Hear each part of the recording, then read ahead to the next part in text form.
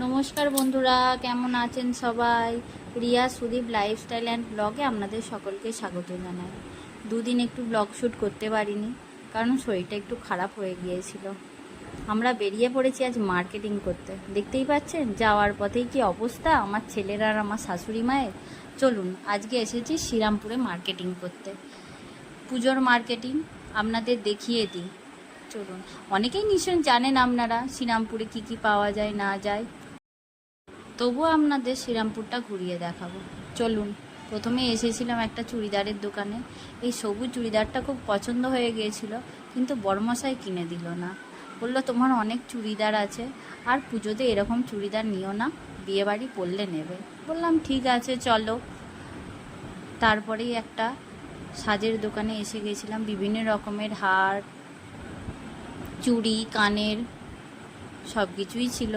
তারপর আবার ফের চুড়িদারের দোকানে। বর তো আমাকে টেনে টেনেই নিয়ে পালিয়ে যাচ্ছিল, বলছিল তোমাকে চুড়িদার আমি কিনে দেবো না, জিন্স টপ সব কিছুই কিনে দেবো, কিন্তু চুড়িদার দেবো না, কারণ চুড়িদার তোমার অনেক আছে।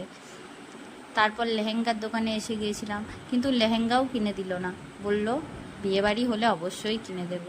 তাই দেখেই ফিরে গেলাম। মনটা একটু খারাপ হলো আর কি। পুজোতে আমার অনেকগুলোই জামা হয়ে গেছে, আর একটা মাত্র শাড়ি হয়েছে। আপনাদের নিশ্চয়ই দেখাবো। চলুন আরও কিছু দোকান ঘুরে দেখা যাক। দেখুন লেহেঙ্গাগুলো দেখছেন কি সুন্দর লাগছে, চুড়িদার সব কিছুই খুব সুন্দর, দেখলে সব কিছুই কিনতে ইচ্ছা যায়, কিন্তু সব কিছুই তো কেনা যায় না। চলুন, মার্কেটিং হয়ে গেছে, সেটা পরের ব্লগে আপনাদের অবশ্যই দেখাবো। এবার বাড়ি ফেরা যাক, অনেক দেরি হয়ে গেছে। আমরা গিয়েছিলাম 10টা নাগাদ, তারপর প্রচুর ভিড় হয়ে গিয়েছিল, তখন একটু ফাঁকা ছিল। তারপর যত বেলা বাড়ছে, যত বিকাল হচ্ছে, প্রচুর ভিড় দেখতেই পাচ্ছেন।